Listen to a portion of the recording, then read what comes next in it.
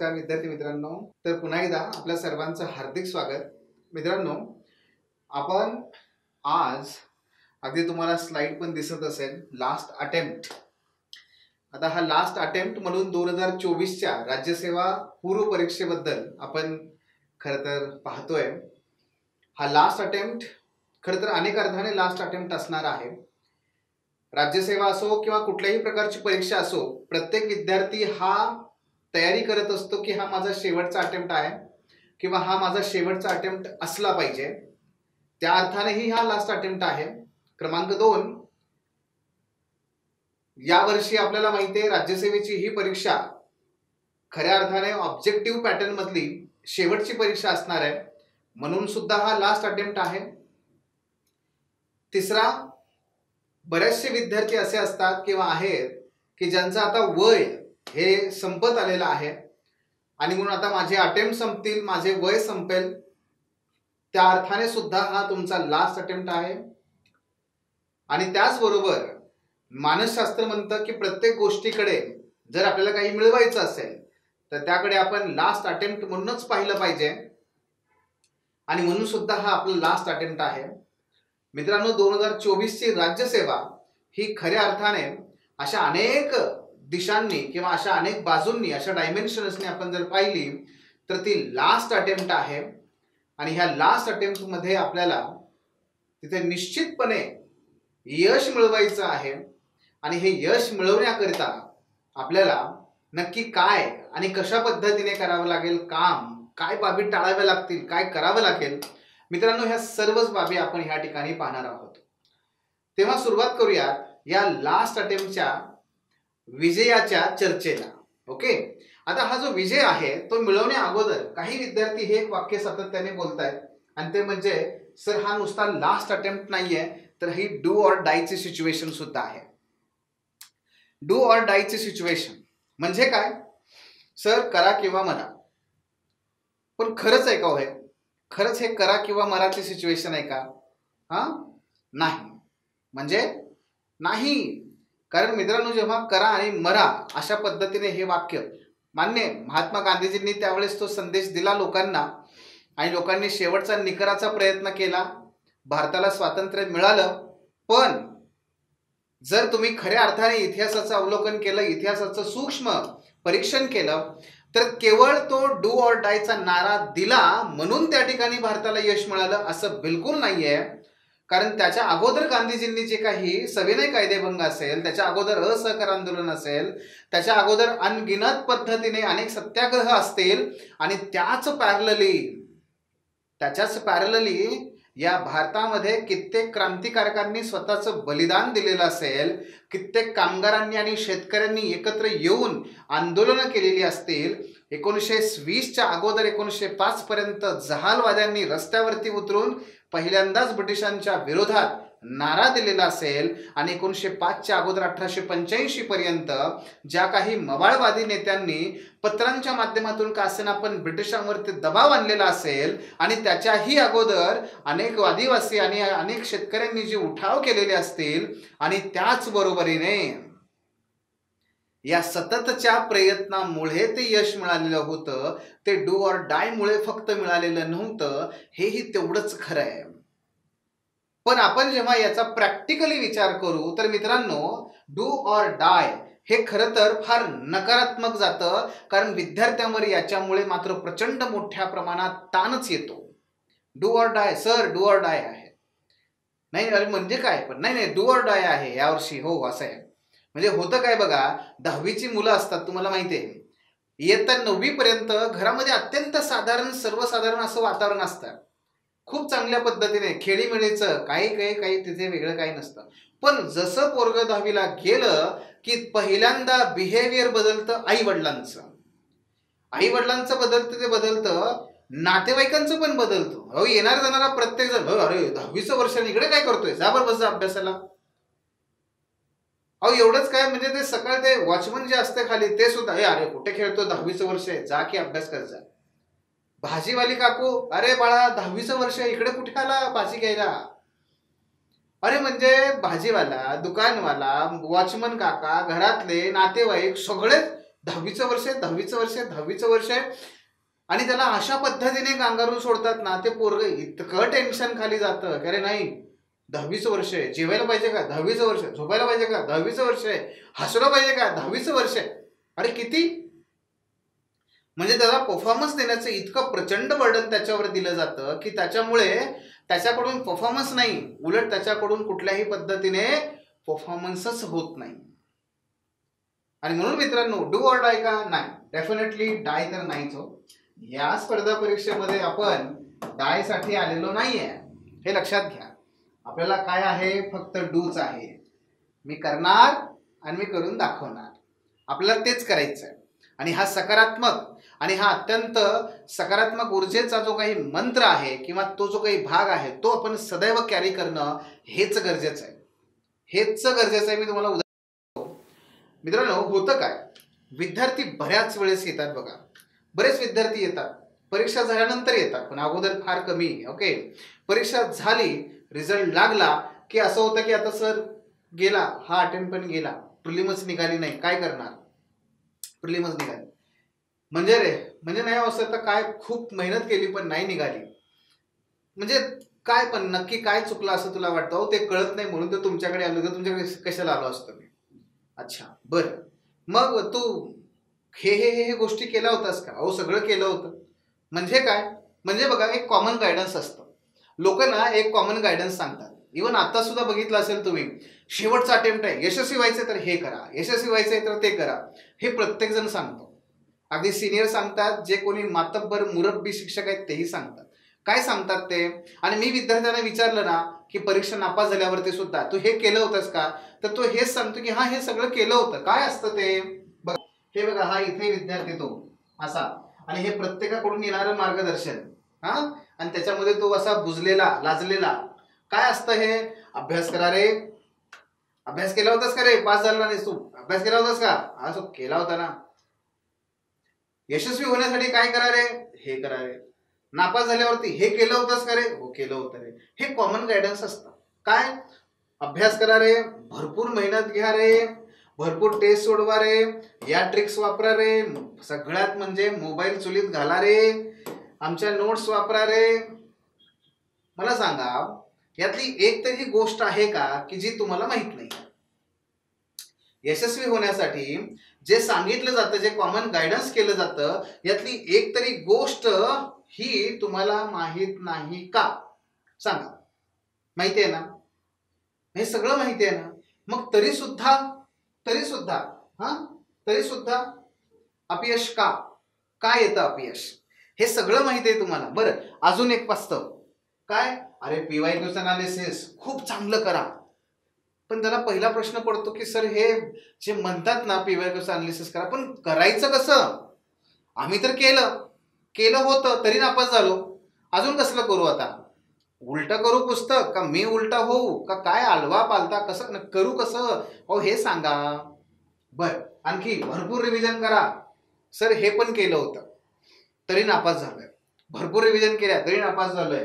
Taste, अहो sir एक तर टेस्ट लावली, व्यवस्थित दिली, रेग्युलर करून दिली, पण दुसऱ्या टेस्ट अहो कितीतरी झेरॉक्सच्या दुकानात जाऊन घेऊन आलो, घरी आणून सोडवल्या, हे पण केलंय हो. अच्छा हे पण केलंस, मग यश का मिळत नाहीये? हे जे कॉमन गायडन्स आहे ना, हे कॉमन गायडन्स म्हणतात त्याला. ह्या कॉमन गायडन्स म्हणजे काय, याचा अर्थ कुठलाही विद्यार्थी असो त्या सर्वांना एकसारखं समजायचं, लेखायचं आणि त्यानंतर म्हणायचं की हे बघ, हे तू केलं पाहिजे. म्हणजे काय, पुढे वाघ आहे, अस्वल आहे, हत्ती आहे, हरिण आहे, उंदीर आहे, ससा आहे, पुढे तिकडे लबाड लांडगा आहे, हे सगळे असे बसलेले आहेत. आणि ह्या सगळ्यांना त्या ठिकाणी काय आहे, एक समान पद्धतीने तुम्ही मार्गदर्शन करणार आहात. हे बघा, पृथ्वी बुडणार आहे आणि आता यशस्वी व्हायचं असेल तर या महासागरातून जो कोणी वाचून त्या ठिकाणी तरुण पलीकडे त्या उंच पर्वतावर जाईल, तो त्या ठिकाणी जगेल. चला सगळेजण उड्या मारा. अरे हो, उड्या मारा हा एकमेव जर तुम्ही मंत्र सांगितला, यातले असे अनेक प्राणी आहेत की त्यांना पोहताच येत नाही. दुसरं काहीतरी सांगा ना. पण दुसरं सांगायला यांच्याकडे वेळ नाहीये का? कारण हे सगळ्यांना एकसारखं लेखायचं आणि सगळ्यांना एक प्रकारचं औषध देऊन मोकळं व्हायचं, कारण ते सगळ्यात सोपं आहे. आणि म्हणून सगळ्यांना कॉमन गायडन्स करणं, अरे टेस्ट सोडव, अरे रिव्हिजन कर, अरे PYQ सोडव, अरे हे कर, अरे ते कर, अभ्यास कर, हे कर, मोबाईल, हे सगळ्यांना कॉमन. पण सगळ्यांना कॉमन सांगण्यात उपाय नाही. लक्षात घ्या, उपाय कशामध्ये आहे तर प्रत्येक विद्यार्थ्याचे जे प्रश्न आहेत नापास होण्याचे, अयशस्वी होण्याचे, ते मित्रांनो वेगवेगळे आहेत. आणि हे वेगवेगळे जे प्रश्न आहेत ना, ह्या वेगवेगळ्या प्रश्नांचा विचार करून आपण त्या ठिकाणी त्याचा उत्तर, उपाय त्या ठिकाणी देणं गरजेचं आहे. का असं करणं गरजेचं आहे? म्हणजे बघा, डॉक्टर जसं प्रत्येकाला आल्यानंतर हे घे पांढऱ्या गोळ्या, अरे तू हे तू काळ्या गोळ्या, हे लाल गोळ्या, असं करत नाही. का करत नाही? कारण जो काही पेशंट आहे त्याच्या आजारपणाचा उपचार हा गोळ्यांवर नाहीये, महत्वाचं लक्षात घ्या. तर त्याचं डायग्नोसिस करण्यावर आहे. नक्की त्याला काय झालंय, काय प्रॉब्लेम आहे हे समजून घेण्यात आहे. आणि म्हणून एक पांढरी गोळी सगळ्यांना जशी लागू होऊ शकत नाही, तसं हे कॉमन गायडन्स सगळ्यांना समान पद्धतीने लागू होऊ शकत नाही. कारण प्रत्येक बाळ, प्रत्येक विद्यार्थी हा युनिक आहे. प्रत्येक विद्यार्थी हा वेगळा आहे एकमेकांपेक्षा. त्याचे प्रश्न वेगळे आहेत आणि त्याच पद्धतीने त्याला ट्रीट करणं गरजेचं आहे. आणि म्हणून इथं गरज आहे पर्सनलाइज्ड मार्गदर्शनाची, वैयक्तिक मार्गदर्शनाची. फक्त हजारो मुलं बसलेत, 400 मुलं बसलेत, नुसतं हे आम्हाला त्यामध्ये काय म्हणजे लोकांना ते हे वाटतं मोठेपणा, की आमचे 500, आमचे 600, बघा हे एवढे एवढे विद्यार्थी. अरे पण त्यात कुणाला न्याय देतो आपण? कुणाला न्याय देतोय? कुणाचंच समाधान नाहीये, कुणाचंच त्या ठिकाणी योग्य प्रकारे निरसन होत नाही. यालाच म्हणतात काय? अपयशाची तयारी. आणि हेच आपल्याला टाळायचं आहे. आणि म्हणून मित्रांनो लक्षात घ्या, मला तुम्हाला तेच विचारायचं आहे, हे जे कॉमन गायडन्स आहे तुम्ही काही करत नाही का? तुम्ही PYQचं अनालिसिस करायचंय तुम्हाला माहित नाही का? तुम्ही अभ्यास करत बसत नाही का? तुम्ही मोबाईल बाजूला ठेवत नाही का? अरे सगळं करता की, तुम्ही सगळं करता. तुम्हाला हे माहित नाहीये का?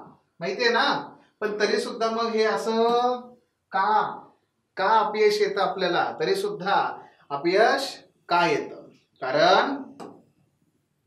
कारण यशासाठी मित्रांनो, कारण यशासाठी फक्त कष्ट आणि कष्ट आणि कष्ट एवढंच फक्त पुरेसं नाहीये.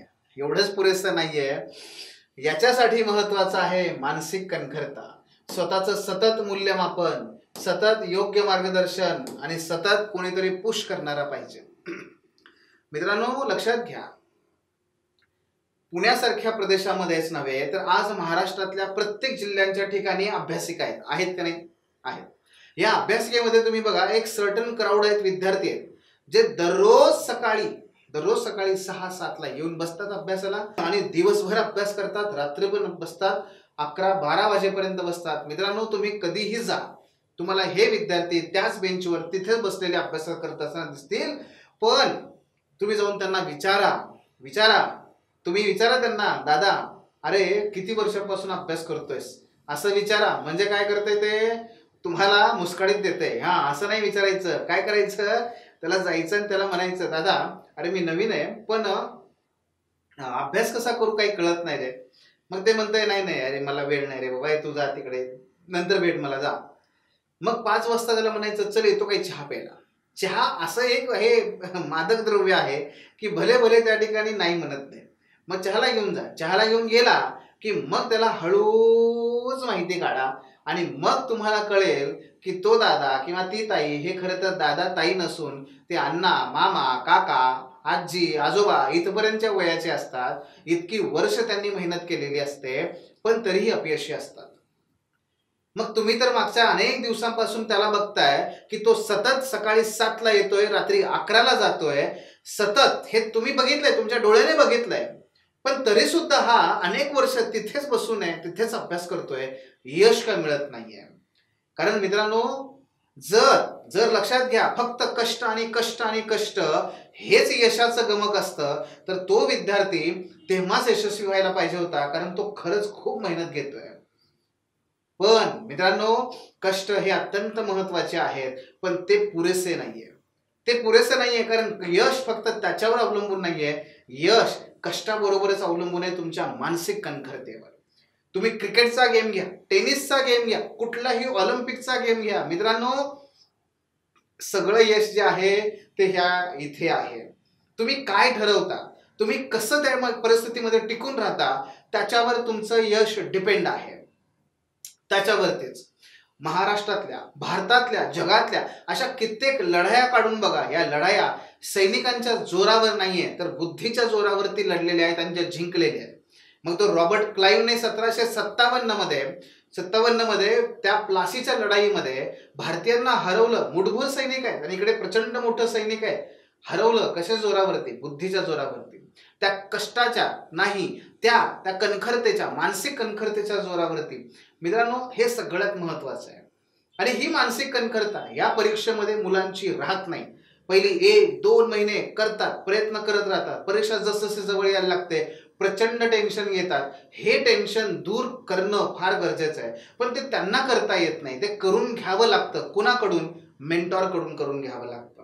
आणि म्हणून लक्षात घ्या, तुम्ही ह्या सगळ्या कॉमन गायडन्सच्या गोष्टी करतच आहात, पण तुम्हाला गरज आहे ह्या मानसिक कणखरतेची. हे कसं आणायचं हे तुम्हाला कोणतरी सांगणं अपेक्षित आहे. हे टिकवणं हे सांगणं अपेक्षित आहे. त्यासाठी तुम्हाला सतत प्रोत्साहित करणं हे अपेक्षित आहे. नुसतं प्रोत्साहित करणं, नुसतं चांगलं चांगलं बोलणं नाही गरजेचं. त्याचबरोबर तुमचं मूल्यमापन तुम्ही स्वतः सुद्धा आणि तुमच्या मार्गदर्शकाकडून सुद्धा तुमचं सतत मूल्यमापन होणं गरजेचं आहे. आणि पर्सनली तुम्हाला तो फीडबॅक तिथं मिळणं गरजेचं आहे. जगातला कुठलाही सर्वात मोठा खेळाडू घ्या, रॉजर फेडरर, रफाएल नदाल किंवा जोकोविच, किंवा क्रिकेटमधले सचिन तेंडुलकर, आताचा विराट कोहली, रोहित शर्मा, किंवा तुमच्या कबड्डीमध्ये, कुस्तीमध्ये कुठल्याही प्रकारचा खेळाडू घ्या, अगदी उसेन बोल्ट, जगातल्या पृथ्वीतला सर्वात वेगवान व्यक्ती. मित्रांनो ह्या सगळ्यांमध्ये बऱ्याच गोष्टी आहेत की ज्या वेगवेगळ्या आहेत, पण एक गोष्ट कॉमन आहे आणि ती म्हणजे माहितीये कोण? ती म्हणजे त्यांचा मेंटॉर. ह्या प्रत्येकाला एक कोच आहे आणि तो पर्सनल कोच आहे.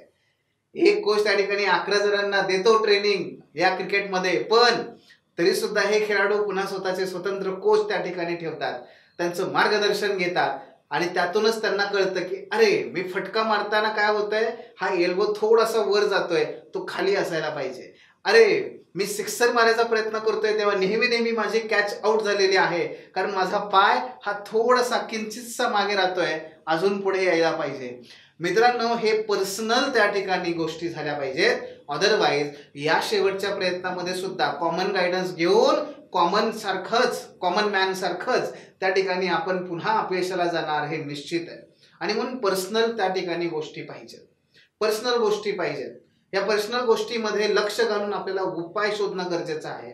कारण मी बघितलं बघा, बरेच विद्यार्थी असे आहेत. तुम्हाला एका विद्यार्थ्याचं उदाहरण सांगतो. मेहनत, मेहनत हा शब्द तिच्या पुढे फिका पडेल इतकी प्रचंड मेहनत ही मुलगी घ्यायची, पण एवढं घेऊन सुद्धा युपीएससीचं उदाहरण सांगतो तुम्हाला, तेव्हा 4 अटेम्प्ट असायचे.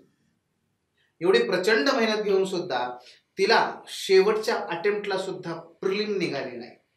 एवढी प्रचंड मेहनत घेऊन सुद्धा जेव्हा तिच्याशी सखोल वार्तालाप केला, समजून घेण्याचा प्रयत्न केला, तेव्हा हे लक्षात आलं की मेहनतीत ती कधीच कमी पडली नाही, पुस्तकं वाचण्यात कधीच कमी पडली नाही, टेस्ट सोडवण्यात कधीच कमी पडली नाही. ती कमी पडली ती म्हणजे माहितीये कुठे? त्या परीक्षेच्या 2 तासामध्ये स्वतःचं जे टेम्परामेंट आहे, म्हणजेच काय मानसिक स्थिती आहे, ती टिकवून ठेवण्यामध्ये ती नेहमी कमी पडायची. तिथं गेल्यानंतर तिला इतकं प्रचंड भेदरल्यासारखं व्हायचं, थरकाप उडायचा, प्रचंड घाम यायचा. ही अशी परिस्थिती तिची का व्हायची? कारण तिला मानसिक स्थिरता टिकवता येत नव्हती त्या 2 तासामध्ये. आणि हे नाही करता आल्यामुळे ती मित्रांनो अयशस्वी ठरली आहे, लक्षात घ्या. आणि तुम्हाला मी जगातले असे अनेक उदाहरणं सांगू शकतो. कशी? चंद्रगुप्त मौर्य असतील, धनुर्धर अर्जुन असतील, किंवा महात्मा गांधीजी असतील, आहेत का ही सगळी नावं कशी मोठी ज्यांनी कर्तबगारीने ह्या संपूर्ण विश्वासमोर एक आदर्श घालून दिलाय, येते लक्षात तुमच्या. पण तरी सुद्धा बघा, हा चंद्रगुप्त मौर्य पहिल्या पराभवानंतर मान खाली घालून बसलेला होता. धनुर्धर अर्जुन हा सुद्धा त्या ठिकाणी रणांगणामध्ये अरे माझेच भावंड आहेत, मी कसं बाण चालू यांच्यावरती, धनुष्यबाण ठेवून त्या ठिकाणी भान हरवून त्या ठिकाणी बसलेला होता. महात्मा गांधीजी या भारतातलं दैन्य, तिथलं दानीव, ह्या सगळ्या गोष्टी पाहून ते स्वतः सुद्धा करू काय या अवस्थेमध्ये पोचले होते. आणि मित्रांनो, या सगळ्यांनी पुढे जे यश मिळवलं त्याचं कारण असं की, हे लक्षात घ्या, या ठिकाणी आहेत ते म्हणजे श्रीकृष्ण, या ठिकाणी आहेत आर्य चाणक्य, या ठिकाणी आहेत गोपाळकृष्ण गोखले. मित्रांनो, या सगळ्यांनी काय केलं तर त्या सगळ्यांनी, हे सगळे जे होते ना, हे मेंटॉर होते ह्या प्रत्येकाचे, आणि ह्या प्रत्येकाने त्यांच्या त्या मेंटीला सतत, जे मगाशी सांगितलं, त्याची मानसिक कणखरता टिकून ठेवली, त्याचं मूल्यमापन करायला लावलंय त्याला, आणि त्याचबरोबर त्यांचं सतत मूल्यमापन करून सतत प्रोत्साहित केलंय की तू हे करू शकतोस, पण ह्या चुका करतोयस हे टाळ. एक साधं उदाहरण सांगायचं झालं तर बघा, श्रीकृष्णाचं तुम्हाला माहिती आहे, गोपाळकृष्ण गोखलेंचं तुम्हाला मी सांगतो.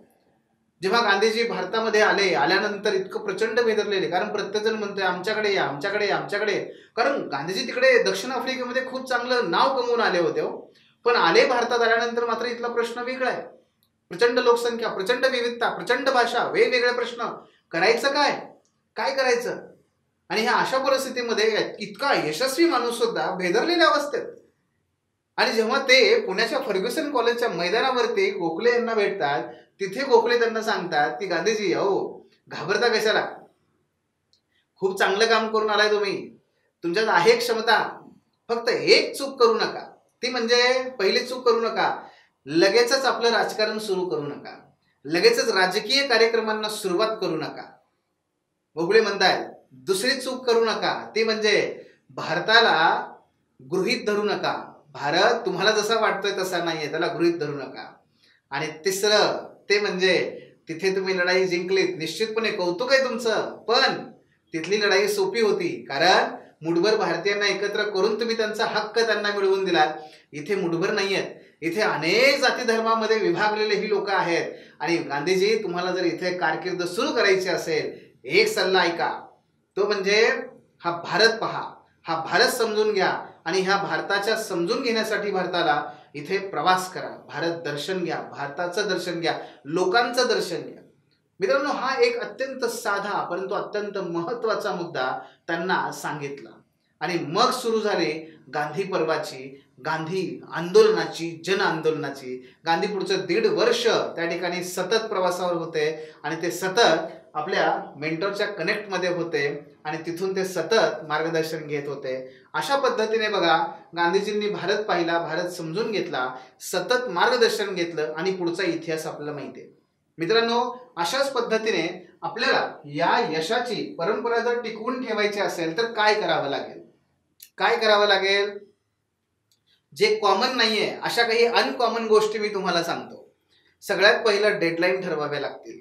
डेडलाईन आपली इथं ठरवून दिली आयोगाने, बाळा 28 एप्रिल तुझी डेडलाईन आहे. हो, पण ती डेडलाईन आयोगाने ठरवून दिली. हो, मी माझी ठरवली आहे का, मी माझ्या विषयानुसार डेडलाईन ठरवल्या का, माझ्या रिव्हिजनच्या डेडलाईन ठरवल्या का, टेस्ट किती द्यायच्या याची डेडलाईन ठरवली का, मला किती मिनिटामध्ये किती प्रश्न सुटले पाहिजे त्याच्या डेडलाईन ठरल्या का, माझ्या रिव्हिजन किती झाल्या पाहिजेत, माझे पाठांतर किती झाले पाहिजे, माझ्या त्या ठिकाणी प्रश्न सोडवून किती झाले पाहिजेत, कुठल्या महिन्यात किती. अहो, हे सगळं डेडलाईन आहे. डेडलाईन ठरवल्याशिवाय कुठलीही गोष्ट सुरू होत नाही. डेडलाईन ठरवा. एक मोठी आहे 28 तारखेची, मध्ये पुन्हा काय करा, 3 वेळेस तुमचे रिव्हिजन झाल्या पाहिजेत, मग त्याच्या डेडलाईन ठरवा. पहिला टप्पा, दुसरा टप्पा, तिसरा टप्पा, सगळ्या विषयामधल्या सगळे जे टॉपिक आहे, जसं आता कल्चरचा एक आहे, त्यानंतर मग मॉडर्न इंडिया आहे, त्याचं एक प्रत्येकाच्या डेडलाईन ठरवा. सीसॅटसाठी वेगळ्या प्रकारे, GS साठी वेगळ्या प्रकारे डेडलाईन ठरवा. डेडलाईन शिवाय कामं होत नाहीत. आपल्या प्रत्येकाला माहिती आहे, परीक्षेची तारीख डिक्लेअर झाली की मग आपण अभ्यासाला लागायचो, बरोबर ना. अहो, डेडलाईन शिवाय कामच होत नाहीत. आपण ते केलं पाहिजे. दुसरं काय, स्वॉट अनालिसिस. कॉमन गायडन्स काय, अरे असं करा, तसं करा, हे करा, ते करा. नाही, तसं नाहीये बाळा. तुला पाठांतर जमतं, चांगलं जमतं, लक्षात घे, कॉन्सेप्टमध्ये प्रॉब्लेम आहे तुझा. मग काय करू आपण दररोजचे 2 तास ना पाठांतरासाठी देऊ. येस, रट्टा मार, काही अडचण नाही. दुसरा एखादा असेल तो कॉन्सेप्टमध्ये खूप चांगला आहे, मला पाठांतर जमत नाही, काही अडचण नाही. एक काम करू, आपण सगळ्या विषयाला ना कॉन्सेप्टमध्ये परावर्तित करू, रूपांतरित करू, आणि कॉन्सेप्टमध्ये ना त्याला व्हिज्युअल करू, आपण त्यानुसार लक्षात ठेवण्याचा प्रयत्न करू. बघा, कुणाला काय जमतं याच्यानुसार तुम्ही तुमची स्ट्रॅटेजी ठरवली पाहिजे, ना की कॉमन गायडन्सनुसार.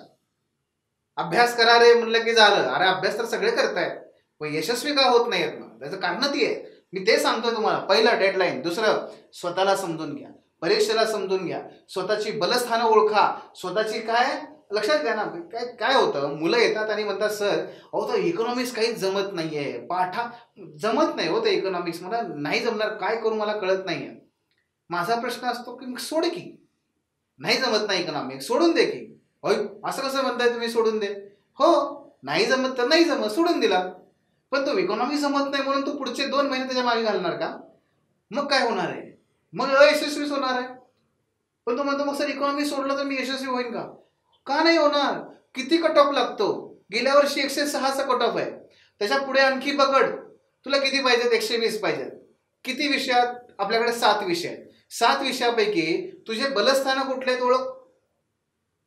त्या समज हिस्ट्री आहे, जॉग्रफी आहे, पॉलिटी आहे, तुझी बलस्थान आहे, ठीक आहे, ओके. बाकीचे 4ही कमकुवत आहेत, काही फरक पडत नाही. बाकीचे 4 कमकुवत आहेत ना, पहिल्या 3 मधून काय कर, आउट ऑफ 15 13 पर्यंत पोहोच. 13 39, 39 गुणले 2, जवळपास 80 गुण मला पहिल्या 3च पेपरमधून, 3 विषयामधूनच मिळाले. आणि बाकीच्या 4 पेपरमधून, 4 विषयामधून मला किती मिळवायचे आता? आणखी 40 गुण मिळवायचे आहेत. आणि त्या बाकीच्या 4 जे आहेत ना पेपर, त्या 4 पेपरला बघा ना तुम्ही, 15 45 केले हो मी पहिल्या 3 पेपरला. मग 45 पैकी माझा 39 स्कोर बरोबर आहे, कारण मला माहिती आहे बलस्थान काही विचारा मला येतं. 3 विषय असे काढले, 45 पैकी 39 माझे तिथं प्रश्न बरोबर आले. अजून माझ्याकडे किती प्रश्न सोडवायचे आहेत?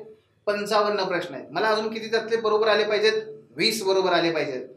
किती विषय आहेत? 4, प्रत्येकातून 5-5. मग इकॉनॉमिक्सचा अभ्यास न करता सुद्धा मला, करंट अफेअर्सचा अभ्यास करून सुद्धा मला त्यातले 4 ते 5 बरोबर येतात. मग का टेन्शन घेतोय? येते लक्षात? या पद्धतीने तुम्ही याचा अभ्यास केला, स्वतःला ओळखा आणि त्याच्यानुसार स्ट्रॅटेजी ठेवा. मी नेहमी म्हणतो विद्यार्थ्यांना, क्रिकेटची मॅच जिंकण्यासाठी 11च्या 11 खेळाडूंनी शतकं मारणं गरजेचं आहे का? सांगा. क्रिकेटची मॅच जिंकण्यासाठी 11च्या 11 खेळाडूंनी शतकं ठोकणं गरजेचं आहे का? नाही ना. एकाने शतक ठोकलं, एकाने 50 मारली, बाकीच्यांनी 10-15 काढल्या, तरी स्कोर खूप चांगला जातो. आणि बॉलरमध्ये सुद्धा एकाने 2-4 विकेट काढल्या, बाकीच्यांनी 1-1 जरी काढल्या ना, तरी हे जिंकतात. सांगा मला. अगदी तेच आहे परीक्षेमध्ये सुद्धा. तुमच्या परीक्षेमध्ये 2 ते 3 विषय तुमचे असे पटकन अस्खलित पाहिजेत, खूप चांगले पाहिजेत, की बस तुम्ही त्याच्या आधारावरती सहजपणे मॅच जिंकू शकता. घाबरता कशाला? विश्लेषण करा, स्मार्ट वर्क गरजेचं आहे. पण येस, यासाठी काय पाहिजे? मार्गदर्शन सतत पाहिजे, आणि ते आपल्याला करता आलं पाहिजे. आणि मगाशी मी सांगतोय तुम्हाला, पुन्हा सांगतोय, प्रत्येक विद्यार्थी हा वेगळा आहे. प्रत्येक विद्यार्थ्याच्या गरजा वेगळ्या आहेत. बघा, प्रत्येक विद्यार्थ्याच्या गरजा वेगळ्या आहेत, आणि त्या गरजा ओळखून त्याच्यानुसार तुम्हाला काय पाहिजे? Personalisation, customization. तुम्हाला ते गरजेचं आहे. तुमच्या प्रत्येकाची वेगवेगळ्या पद्धतीने मांडणी करून देणं तुम्हाला गरजेचं आहे. तुमचं वेगवेगळ्या प्रकारे तुम्हाला मार्गदर्शन करणं गरजेचं आहे. तुम्हाला वैयक्तिक स्वरूपात टार्गेट देणं गरजेचं आहे. वैयक्तिक स्वरूपात तुमचं मूल्यमापन करून तुम्हाला फीडबॅक देणं गरजेचं आहे. हे गरजेचं आहे. हे करावं लागेल. डेडलाईन सेट करावी लागेल. स्वॉट अनालिसिस करावं लागेल. पर्सनल गायडन्स घ्यावं लागेल. पर्सनल कोच जर नदालला लागतो, रॉजर फेडररला पाहिजे, विराटला पाहिजे, तर आपल्याला का नको? आणखी एक गोष्ट आहे, चेकलिस्ट. चेकलिस्ट. बऱ्याच वेळेस काय होतं विद्यार्थ्यांचं, बघा, एखाद्याला म्हणलं ना, झाला का रे अभ्यास पॉलिटीचा? सर झाला ना. काय केलं? सर लक्ष्मीकांत 5 वेळेस वाचून काढले. हो, 5 वेळेस वाचून काढले. आता अभ्यास केला, काय करतो? अभ्यास करतो. कसं मोजायचं? म्हणजे 10%, 15%, 20%? त्याने काय सांगितलं? लक्ष्मीकांत 5 वेळेस वाचून काढला. पण वाचून काढला, ह्या वाचण्याला परीक्षेमध्ये जर आपल्याला मार्कामध्ये रूपांतरित करायचं असेल, करायचं कसं? वाचून असं जर कोण म्हणलं तर 10 गुण, वाचून असं कोण म्हणलं तर 50 गुण, वाचून असं कोण म्हणलं तर तिथे 80 गुण असं काही करायचं काय, कन्वर्ट असं रेशो काय आहे का, पर्सेंटेज करतात ना त्याच्यामध्ये, तसं काही असं करता येईल का, नाही करता येत.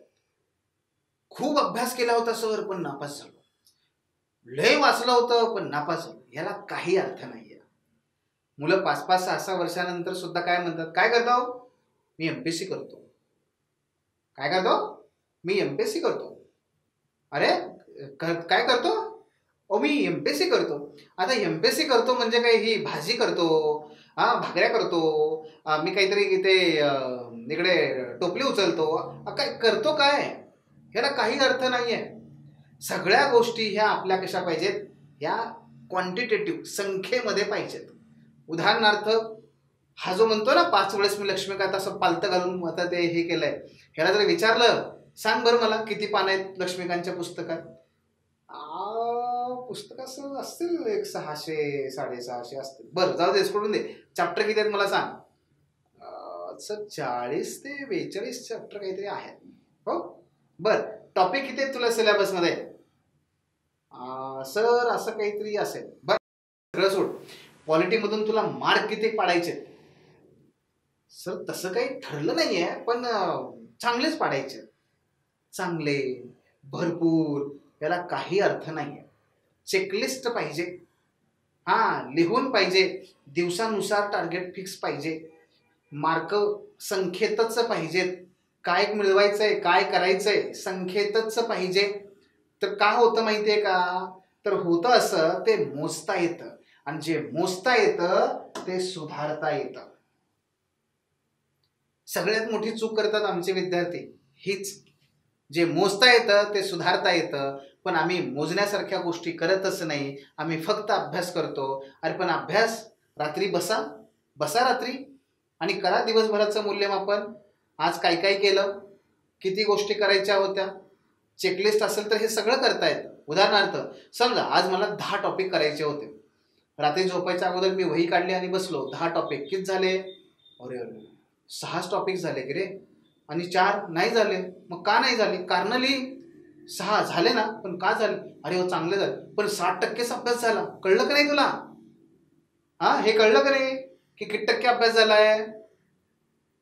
काय आहे बघा, आपण डोळे बंद करून फक्त दूध प्यायला लागलो ना तर जग बघत नाही असं नाही, एमपीएससी सगळं बघत असते. आणि त्यामुळे असं करू नका, चेकलिस्ट प्रमाणे अभ्यास करा, संख्येमध्ये अभ्यास डिवाइड करा आणि त्यानुसार तो अचीव करा. हे करणं फार महत्वाचं आहे. हे सुद्धा मेंटल स्टॅबिलिटी पहिल्यापासून शेवटपर्यंत मी त्याच्याबद्दलच बोलणार आहे, कारण आम्हाला माहिती आहे की जो काही आमचा अनुभव आहे मित्रांनो, त्याच्या आधारे सगळ्यात जर काय महत्वाचं असेल ना कुठल्याही क्षेत्रात, तुमची मानसिक कणखरता, तुम्ही मेंटली स्टेबल असला पाहिजे, मेंटली स्टेबल असला पाहिजे. आणि तरच तुम्ही वाचलेलं. अरे पुरं काय करतात बघा, अभ्यासाला बसल्यानंतर पहिला याच्या मनात प्रश्न काय, वाचतोय खरा पण हे लक्षात राहील का, वाचतोय खरा पण हे आठवेल का. आता जर तू सुरुवातच अशी केली, काय आठवणार आहे आपल्याला, काही आठवत नाही, नाहीच आठवत. नकारात्मकता, प्रचंड नकारात्मकता ठसून भर. आणि दोष विद्यार्थ्यांचा नसतो, सततच्या ह्या आलेल्या अपयशामुळे बिचारा त्याला हे असं वाटणं साहजिक आहे. पण मग करायचं काय, उपाय करावा लागेल ना. मग त्यासाठी पुन्हा एकदा गरज आहे वैयक्तिक मार्गदर्शनाची. आणि मित्रांनो हे करत असताना आणखी काय, सतत मी कुणाला तरी उत्तरदायी असलं पाहिजे, कोणीतरी मला विचारणार आहे ही आपली भावना असली पाहिजे. नाहीतर काय होतं, आईवडिलांना बऱ्याच गोष्टी माहीत नसतात, ते फक्त एवढंच असते की माझा मुलगा माझी मुलगी अभ्यास करतायत. पण मग होतं काय, आपल्याला ते कळत नाही. आपण कुणाला विचारायचं, कोण आपल्याला सांगणार आहे, कोणाप्रती आपण उत्तरदायी आहोत, कुणाप्रती तरी उत्तरदायी असणं गरजेचं आहे. अरे हे सरांनी टार्गेट दिले बरं का, मला हे कम्प्लीट करावं लागेल. ही भावना काय करते माहितीये, प्रेरित करते. अकाउंटेबिलिटी असली पाहिजे, अकाउंटेबिलिटी पार्टनर, ह्या सगळ्या गोष्टी मॅटर करतात. आणि मित्रांनो म्हणूनच काय बघा, लास्ट अटेम्प्ट नेहमीच असतो. डू ऑर डाय नाही, डू आपण करणार आहोत, पण कॉमन गायडन्सच्या खाली जाऊ नका. लक्षात घ्या, वैयक्तिक मार्गदर्शन फार महत्वाचं. आणि म्हणूनच आम्ही घेऊन आलेलो आहोत तुम्हाला, तुमच्या सर्वांसाठी ही जी आहे ती बॅच. ही जरी बॅच असली तरी मित्रांनो हे सगळं आपलं 1-to-1 असतं. आपल्या नावातच आहे युअर पर्सनल मेंटॉर. आणि हा पर्सनल मेंटॉर तो तुम्हाला फार गरजेचा आहे, तुमचं वैयक्तिक मार्गदर्शन. म्हणजे यांचं सगळ्यात ह्या प्रोग्रामचं सगळ्यात मोठं काय वैशिष्ट्य माहितीये, 3 लेअर मेंटॉरिंग, की ज्याच्यामध्ये तुम्हाला सगळे विद्यार्थी, सगळे जे विद्यार्थी आहेत किंवा सगळे जे काही विद्यार्थी आहेत त्या विद्यार्थ्यांना आम्ही वेगवेगळ्या पद्धतीने मेंटॉरिंग करत असतो. आणि वैयक्तिक स्वरूपामध्ये प्रत्येक जण असा, तुमचा हिस्ट्री आहे तर हिस्ट्रीची फॅकल्टी तुम्हाला भेटणार आहे, जॉग्रफी आहे तर जॉग्रफीची फॅकल्टी तुम्हाला भेटणार आहे, पॉलिटी आहे तर पॉलिटीची फॅकल्टी तुम्हाला भेटणार आहे. आणि ती वैयक्तिकरित्या तुमचे सर्व प्रकारचे डाऊट, पहिल्यांदा तुमचं सेशन, त्या सेशनमधून तुमचं काय होणार आहे, पर्सनल स्ट्रॅटेजीनुसार तुम्हाला तिथे वेळोवेळी तुमचं फीडबॅक देऊन तुमचं काय चुकतंय तो परफॉर्मन्स वरती घेऊन जाणं, हे सगळं त्याच्यामध्ये होणार आहे. आणि हे आपल्याला या ठिकाणी गरजेचं आहे. पहिल्यांदा सगळ्यात महत्वाचं आहे स्वॉट अनालिसिस. आला लगेच बसला, चला रे सुरू करा, असलं काही प्रकार नाही. आल्यानंतर पहिल्यांदा काय आहे, तुमचं त्या ठिकाणी स्वॉट अनालिसिस आहे. तुमची त्या ठिकाणी पर्सनल तुम्हाला स्ट्रॅटेजी डिस्कस केली जाणार आहे, दिली जाणार आहे. हे घ्या लिहून 5 गोळ्या घ्या असं नाही, स्ट्रॅटेजी ही डिस्कस केली जाते. तुम्हाला ओळखायचंय स्वतःला आणि आम्हाला ओळखायचंय तुम्हाला, आणि त्याच्यानुसार तुमची काय करायची स्ट्रॅटेजी ठरवायची आहे, हे लक्षात घ्या. टार्गेट्स, सगळा प्रोग्राम हा टार्गेट ओरिएंटेड आहे. टार्गेट अचीव करा, फक्त तुम्ही तेवढं काम करा, बाकी सगळं आमच्यावर सोडा. तुम्ही टार्गेट अचीव करत जा, तुम्हाला बघा त्या पद्धतीने तुम्हाला लक्ष साध्य होत आहे. आणि संपूर्णपणे ऑब्जेक्टिव्ह पॅटर्नच्या ज्या गरजा आहेत ना त्यानुसार हा पॅटर्न हे सगळं बनवले. आता ऑब्जेक्टिव्ह पॅटर्नची गरज वेगळी काय असते, ऑब्जेक्टिव्ह पॅटर्नची गरज काय असते, ऑब्जेक्टिव्ह पॅटर्नची गरज पहिली ती म्हणजे काय, अचूकता, प्रचंड अचूकता लागते, ॲक्युरसी.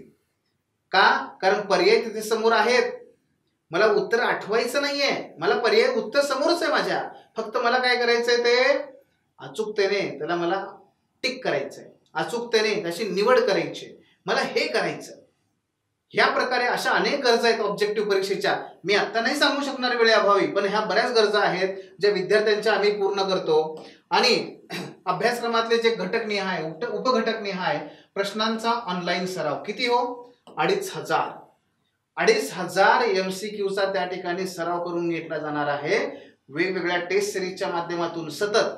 आणि हे टेस्ट सिरीज जे आहे ना, हीच तुम्हाला खऱ्या अर्थाने एक प्रकारे गाईड करेल तुमच्या परीक्षेपर्यंत, हेही लक्षात असू द्या. आता सांगितल्याप्रमाणे तज्ञ मार्गदर्शक आहेत, डाऊट क्लिअरिंग सेशन आहे, चालू घडामोडी आहेत, त्या सगळ्या बाबी त्यामध्ये असणार आहेत.